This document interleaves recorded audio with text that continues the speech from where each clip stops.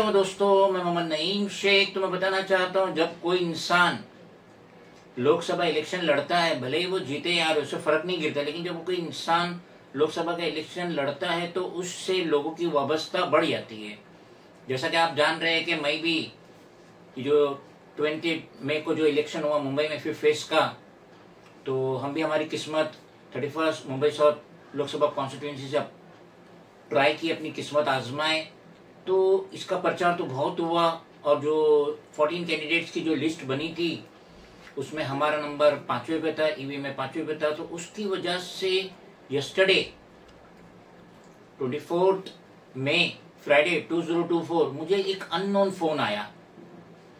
Phone करने वाला मुसलमान था और वो कह रहा था कि मेरी फैमिली में इंतकाल हुआ और मैं जुम्मा की नमाज के बाद से नाला सुपारा कब्रिस्तान में अपने रिश्तेदार को दफन करने की कोशिश कर रहा हूं, लेकिन कब्रिस्तान वाले मुझसे 8,500 रुपया मांग रहे हैं, जबकि मैं इस पोजीशन में नहीं हूं कि ये पैसा अदा कर सकूं। तो वो मुझसे मदद की तलबगार था।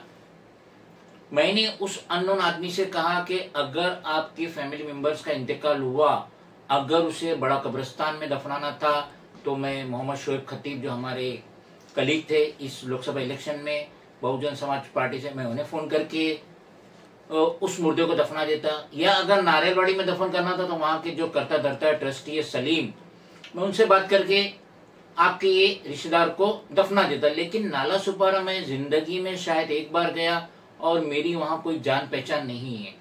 वहां की जो कब्रिस्तान है किधर है वो भी मैं नहीं जानता और वहां मेरी जान पहचान नहीं है। तो मैं आपकी कोई मदद नहीं कर सकता कि वहां के कब्रिस्तान के ट्रस्टी को फोन करके रिक्वेस्ट करूं कि भाई ये जो इनके रिश्तेदार जो है इंतकाल हुआ है उनको दफन करो।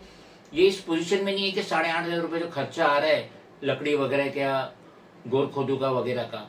तो कहने का मकसद ये कि जब आप लोकसभा इलेक्शन लड़ते हैं तो आप बहुत ही ज्यादा फेमस हो जाते हैं, ना सिर्फ आपकी कॉन्स्टिट्यूंसी में बल्कि पूरे हिंदुस्तान में। हमारी कॉन्स्टिट्यूंसी जो थी वर्ली कुलाबा से लेके वर्ली सिवड़ी तक थी, नाला सुपारा हमारी कॉन्स्टिट्यूंसी में नहीं है, लेकिन वहां से फोन आया। इसका मतलब है कि पॉपुलैरिटी बहुत बढ़ जाती है, अपक्षाएं बहुत बढ़ जाती है। इसलिए मजलूम हिंदुस्तान के मुख्तलिफ मुकामात से आपको फोन करेंगे, मदद के तलबगार रहेंगे।